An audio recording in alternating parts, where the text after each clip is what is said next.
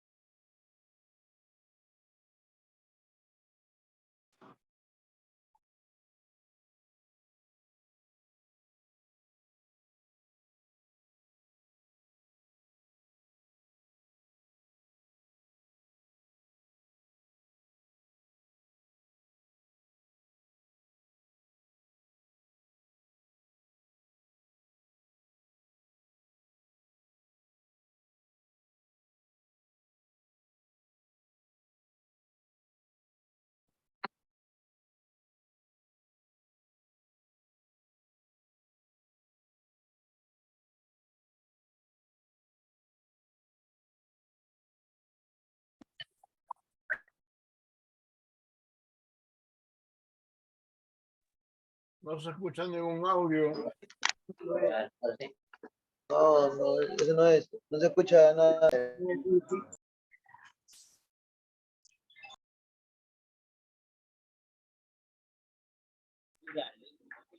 Buenas noches, doctor Río Frío. Roberto Ávila Torres, presente.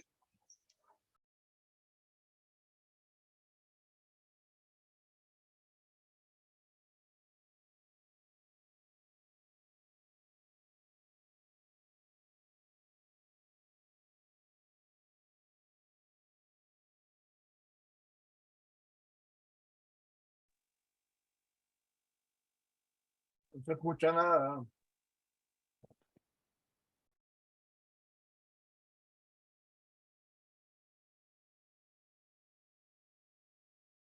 Doctor Río Frío, buenas noches. Doctor Río Frío, buenas noches, doctor Río Frío. Roberto Ávila Torres, presente.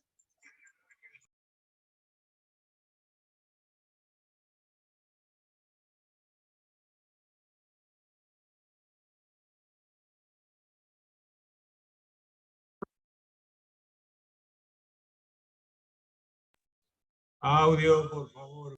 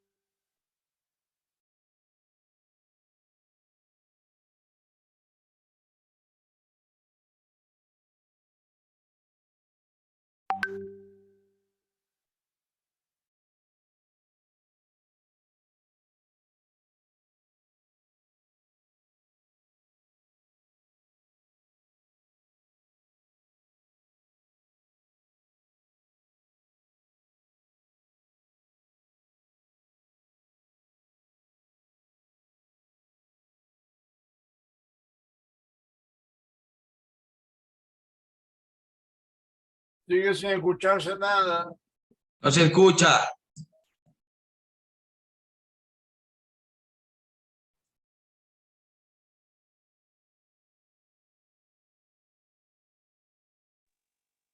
No hay audio, no hay audio.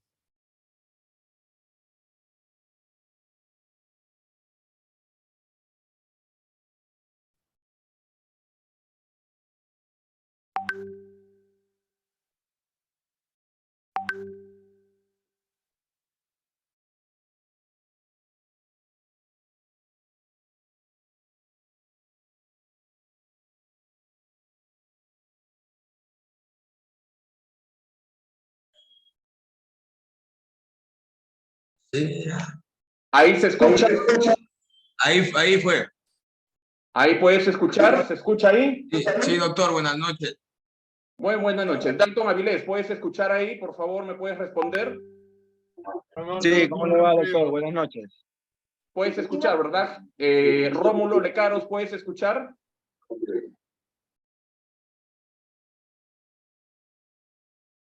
Markovich, ¿me puedes escuchar ahí?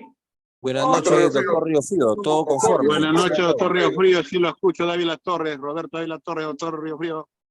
Ya, gracias. Muy bien, chicos. Vamos a continuar. A ver, un ratito. Muy bien. Excelente. Muy bien, ya que se puede escuchar, vamos a continuar, por favor.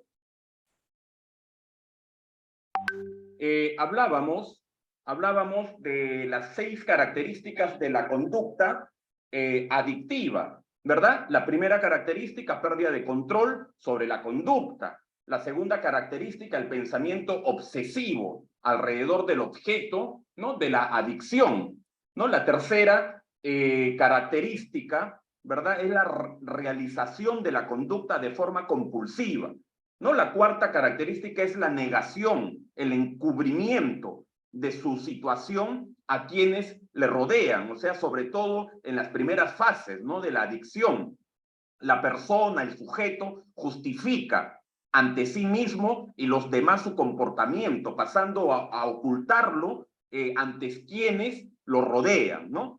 La quinta característica es la alta comorbilidad con otros trastornos psicológicos, ¿no? Hay comorbilidades muchas veces como depresión, ansiedad, hiperactividad, eso lo vamos a profundizar más adelante, ¿verdad? Y una sexta característica son los síntomas de abstinencia cuando cesa, ¿verdad? Cesa esta conducta compulsiva, esta conducta impulsiva, esta conducta obsesiva. Cesa, ¿verdad? Se deja de practicar dicha conducta y viene consigo el síndrome de la abstinencia.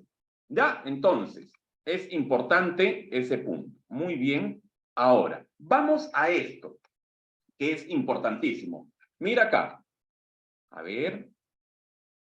Todas estas bolitas rosadas son conductas adictivas. Son conductas adictivas. ¿Qué quiere decir? De que el usuario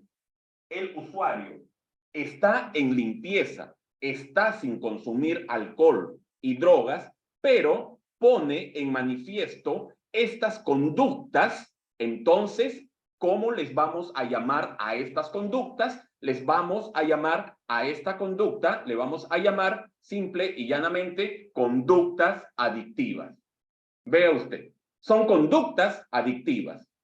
¿Ya? Entonces, la conducta, que quede claro, la conducta adictiva puede ponerse en manifiesto estando la persona en carrera adictiva activa. O sea, una persona está en consumo y está desarrollando conductas adictivas. Hay personas que están en limpieza, que están en abstinencia, y puede estar desarrollando también conductas adictivas. Que quede claro eso. ¿Qué es lo que nos dice Terence Gorski?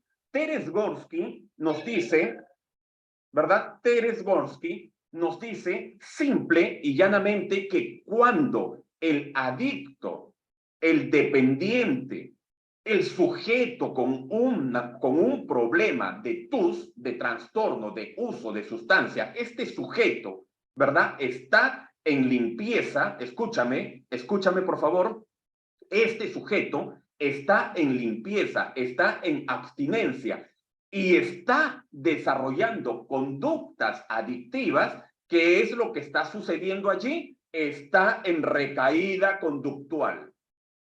Que quede claro. Esto debe quedar claro para poder ingresar al módulo de prevención de recaídas. Para poder ingresar y comprender y entender el módulo de prevención de recaídas, tenemos que nos tiene que quedar clarito lo que nos dice Gordon y lo que nos dice Terence Gorski. ¿Qué nos dicen ambos? Nos dicen de que cuando el paciente, cuando el sujeto está en limpieza, está en abstinencia, pero está desarrollando cuadros de conductas adictivas, que quiere decir que este sujeto, este paciente, está recayendo conductualmente. Ejemplo, cuando se pone en manifiestos los mecanismos de defensa, se activan los mecanismos de defensa.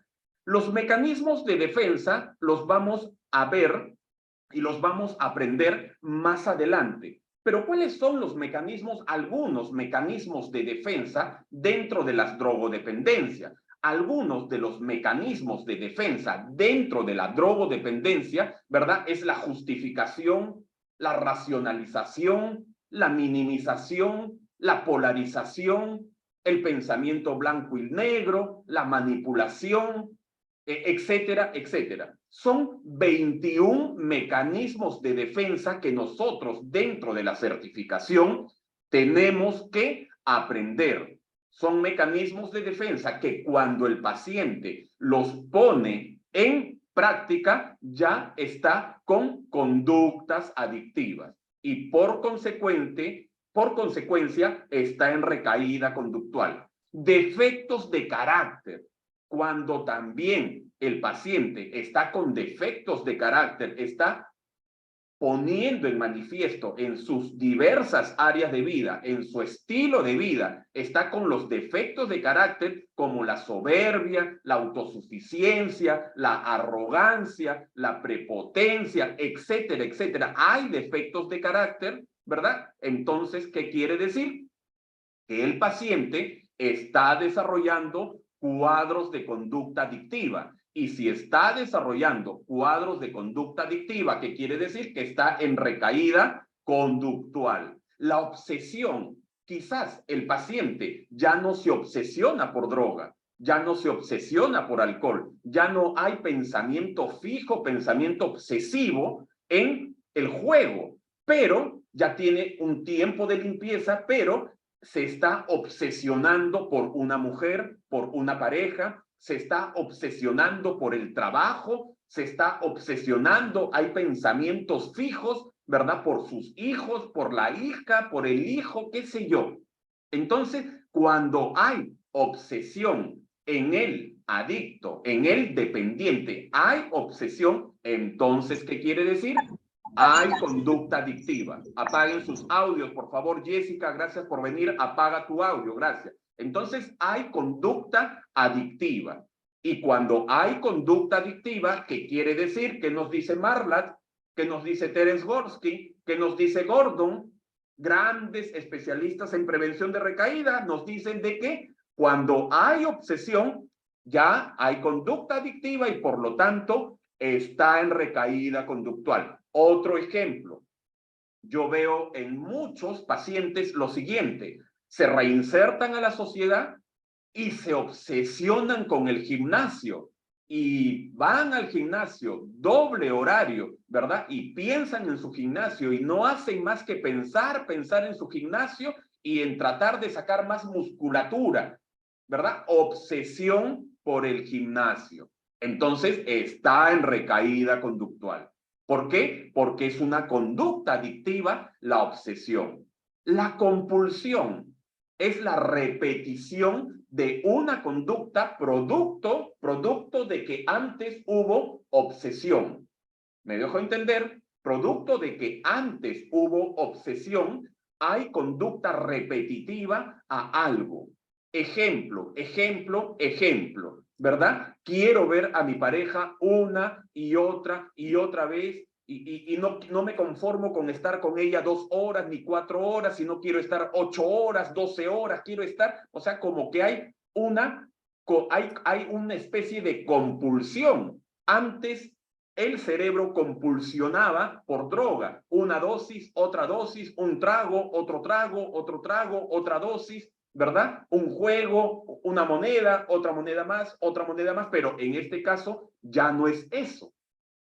Hay compulsión por otras cosas, por la mujer, compulsión por el trabajo, El paciente tiene que trabajar 8 horas, pero se la pasa trabajando hasta 14 horas, 18 horas, duerme poco, ¿verdad? Resta oxígeno en su cerebro. O sea, allí está la persona en compulsión. Importante. Entonces, si el paciente está en compulsión, está en recaída conductual. Doctor Riofrío, ¿pero por qué? Si lo que yo estoy es reforzando mi cuerpo, ¿verdad? Estoy reforzando mi cuerpo, por eso estoy haciendo doble horario, triple horario en el gimnasio. El deporte es bueno. Usted siempre nos dice, deporte, ese es bueno. Bien, pero todo tiene un límite. Y en adicciones no puede haber una sobreestimulación o un sobreplacer en el cerebro, porque eso resta oxígeno en el cerebro del adicto. Al restar oxígeno en el cerebro del adicto, nosotros ya hemos aprendido, el adicto cae en ansiedad, en estrés, en depresión. Y un adicto con ansiedad, con depresión o con estrés está a punto de irse a consumir. Por eso, mucho cuidado con la compulsión. La exposición de los EARs, o mejor dicho, la exposición de los estímulos de alto riesgo. ¿Qué es la exposición de los estímulos de alto riesgo? Es cuando el paciente se expone a situaciones de riesgo que lo pueden llevar a el consumo. Cuando el paciente se expone a situaciones de alto riesgo, a estímulos de alto riesgo, se expone, ¿verdad? ¿Qué es lo que está ocurriendo allí? Está poniéndose en manifiesto la conducta adictiva. Y si hay conducta adictiva, ya está en recaída conductual, ¿verdad? Eso nos debe quedar bien claro. Porque esto hay que explicarle. ¿A quién hay que explicarle? A los chicos que ya están en la fase de prereinserción social. Tenemos que enseñarle a estos chicos que se van a reinsertar a la sociedad, ¿verdad? Tú como futuro consejero terapéutico, director de tu comunidad terapéutica, tienes que explicarle, ¿verdad? A ellos que se van a reinsertar a la sociedad de que todas estas conductas son conductas adictivas. Y si él las pone en manifiesto, está en recaída conductual. Y si está en recaída conductual, es cuestión únicamente de tiempo para irse a consumir. La persona, el sujeto, el adicto, el dependiente, se expone a situaciones de alto riesgo. Pasa por lugares de riesgo, conversa con gente de consumo, se enreda en relaciones tóxicas con mujeres tóxicas, ¿verdad? Mujeres que tienen problemas de dependencia, de apego, de coadicción, de codependencia, ¿verdad? El sujeto se apega a estas mujeres, ¿verdad? Ahí se está exponiendo. Hay una exposición a estímulos de alto riesgo. Cuidado. La impulsividad. ¿Por qué Marlatt nos dice de que la impulsividad es la conducta, es la característica máxima del adicto? ¿Por qué? Porque cuando el adicto tenía ganas de consumir, ¿cómo se iba a consumir? Se iba a consumir de manera impulsiva, sin pensar.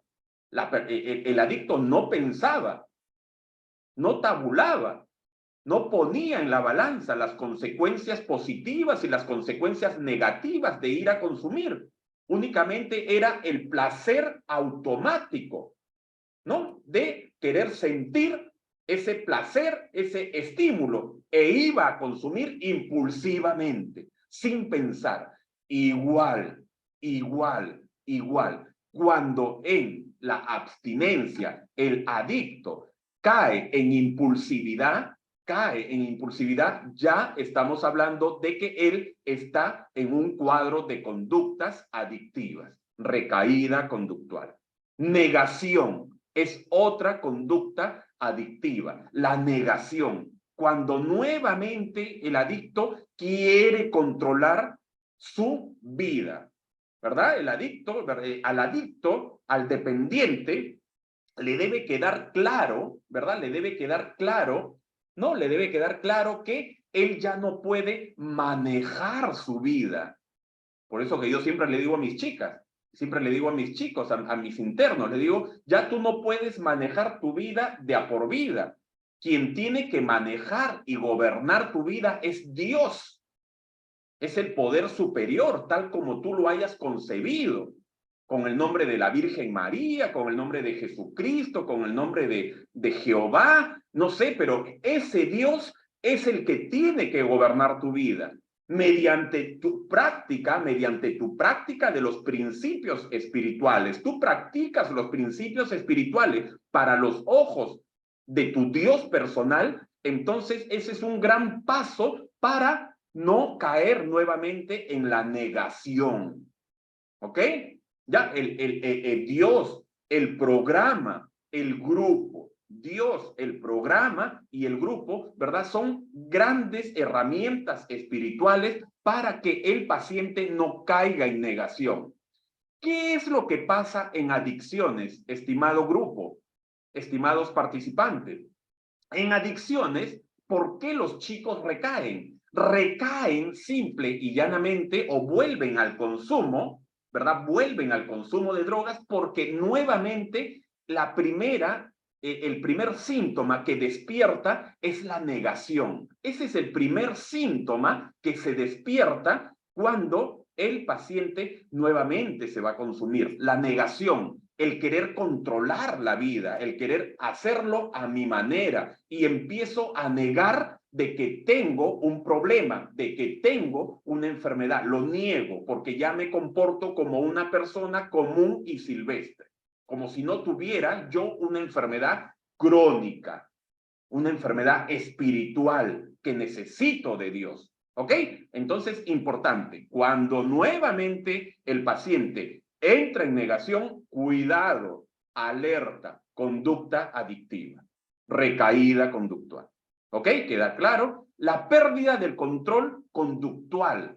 ¿Qué es la pérdida del control conductual? Es cuando el paciente, es cuando el sujeto se da cuenta de una conducta inadecuada, se da cuenta, escúchame, él se da cuenta de que está siendo infiel a su esposa, se da cuenta de la infidelidad, pero pasan 2 días y vuelve a ser infiel. Pasa una semana y vuelve a ser infiel. Pasa un mes y vuelve a ser, o sea, repite la conducta patológica, la conducta disruptiva, la conducta inadecuada, la repite una y otra vez a pesar, escúchame, a pesar de que él no la quiere seguir cometiendo. Él dice, no, ya no voy a ser infiel, ya no lo voy a hacer. Pero lamentablemente lo vuelve a hacer. O sea, ya no puede controlar su conducta. Cuando ocurre eso, chicos, ya esta persona ha perdido el control conductual. Cuando el paciente pierde el control conductual, ¿eso cómo le llamamos? Conducta adictiva. Y si hay conducta adictiva, Dalton Avilés, ya hay recaída conductual.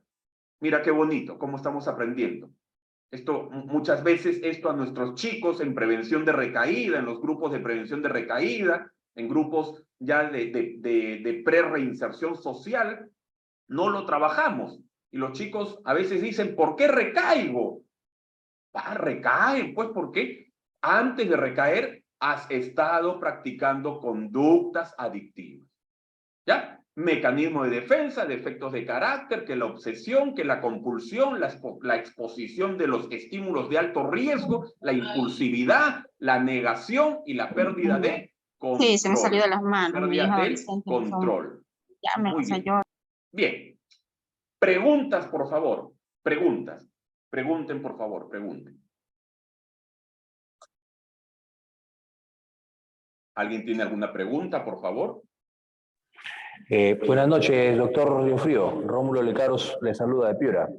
Hola, Buenas noches Rómulo. con todo el grupo. ¿Qué tal? Quizás es una pregunta que más adelante la vamos a ver, pero en este momento se me ha venido la duda, ¿no?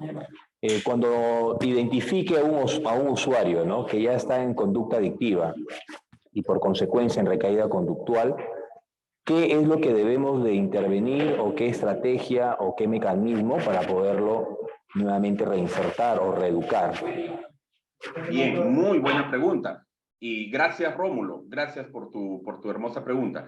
Claro, que quede claro. Que quede claro. La conducta adictiva, grupo, no piensen ustedes que la conducta adictiva los chicos la van a presentar únicamente en la reinserción social. No. Hay chicos que están en el internamiento, que están en el tratamiento.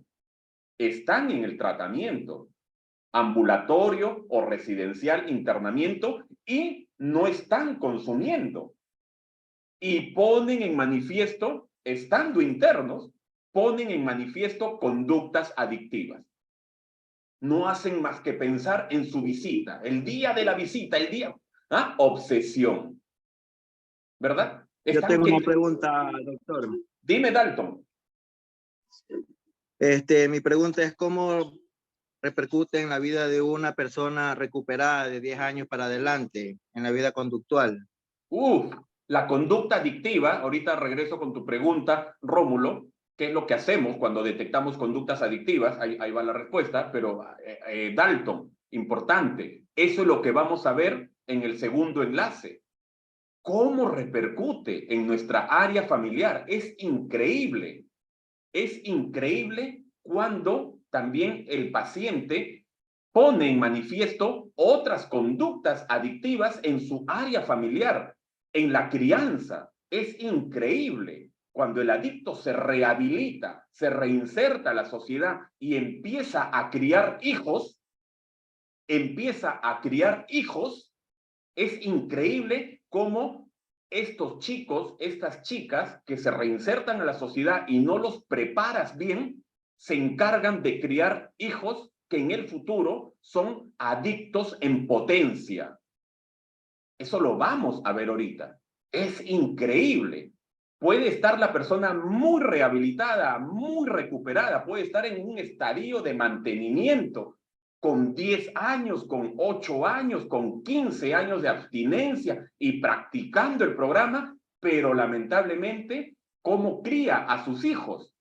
Cría bajo conductas adictivas. Y si lo cría bajo conductas adictivas, se va a repetir nuevamente la historia en los hijos. Eso lo vamos a ver ahorita. Entonces, regresamos con Rómulo, ¿verdad? Es importante, si nosotros detectamos conductas adictivas dentro de la institución a una chica o a un chico, entonces, ¿qué es lo que hacemos? Que la entrevista motivacional, ¿qué es lo que hacemos? ¿Verdad? La entrevista motivacional de parte del consejero terapéutico certificado, de parte del director, de parte de la psicóloga, qué sé yo, y lo más importante, el grupo. Cuando nosotros en la institución, en el centro de rehabilitación, modalidad comunidad terapéutica o en la TEO, comunidad terapéutica, ¿verdad? Hacemos grupos, le hacemos grupos de aclaratoria, le hacemos un grupo feedback motivacional confrontativo, ¿verdad? ¿Qué estamos haciendo ahí? Estamos haciendo de que el paciente se dé cuenta de que no solamente uno ni dos han detectado la conducta adictiva, sino el paciente se va a dar cuenta de que casi toda la comunidad terapéutica se dio cuenta, se está dando cuenta de su conducta adictiva que la está practicando dentro de la comunidad terapéutica. El grupo tiene un gran poder de modificación de conductas con la conducta adictiva. Igual, por eso que es importante. Es importante de que la institución, la comunidad terapéutica, el centro de rehabilitación, la clínica, como le llamemos, ¿verdad? Tenga grupo de seguimiento. Haya un grupo de seguimiento o un grupo de reinserción social. porque habiendo un grupo de seguimiento, un grupo de reinserción social, ese paciente, ese ex interno, va a ir a dicho grupo cada 15 días, cada 21 días, va a expresar su sentir, cómo le ha ido durante esos 15 días, y ahí automáticamente el consejero terapéutico, la psicóloga, el director van a detectar, y todos sus compañeros van a detectar si está en conductas adictivas. Y si está en conductas adictivas, el grupo lo va a ayudar. El grupo lo va a ayudar. Pero si el centro de rehabilitación, la clínica o la comunidad terapéutica no tiene grupo de reinserción social, no tiene grupo de seguimiento, ese paciente se va a quedar con la conducta adictiva en casa y la va a seguir practicando, la va a seguir practicando. ¿Y cuál es el triste final, Alejandro González? La recaída. Y se fregó todo. Por eso es importante, ¿ya? Es importante. Bien. Otra pregunta por ahí, ya para el día de hoy, por cuestiones de tiempo, no vamos a descansar, no vamos a descansar nuestros 4 minutos, ¿ya? De frente rápido le voy a pasar el siguiente enlace y vamos a continuar rápidamente, ya con este tema de familias y estilos educativos para prevenir conductas adictivas, ¿no? Y no romper, no quebrar, ¿no? La formación y la personalidad de nuestros hijos, ¿ya? Es importante ese punto. Muy bien. Bien. Muchas gracias. A ti, Rómulo. Tenían que hacer una tarea, lo cual no lo han hecho todos. Solamente han hecho 15 personas la tarea. Hagan sus tareas. Hagan sus tareas. ¿Por qué? Porque yo informo a la universidad las personas que hacen tareas. Esto no es un diplomado, es una certificación. Y por ser una certificación, hay calificación. Entonces, si te quedas sin calificación, no se te va a poder dar el diploma, el certificado y la resolución, ¿no? O sea, en pocas palabras, no te vas a poder certificar. Por eso, por favor, hagan sus tareas, ¿ya? La tarea era 20 ejemplos vivenciales de conducta adictiva. Muy bien. Bien. Vamos a dejarlo ahí. Vamos a dejarlo ahí. Dice 20 ejemplos. Yo recuerdo y tengo que era una historia. Basada en las fases de... Perdón. Era una historia, sí. Era una historia, ¿ya? De Watson, de las etapas de Watson. Las etapas de Watson, sí. Historia, sí, señor. Sí, ya. Esa no la han cumplido todos, ¿ya? Bien, listo, chicos. Les paso el siguiente enlace al grupo de participantes inmediatamente, ¿ya? Ya no vamos a descansar los 4 o 5 minutos, ¿ya? A mí me disculpan, rápidamente nos vamos con el siguiente enlace, ¿ok?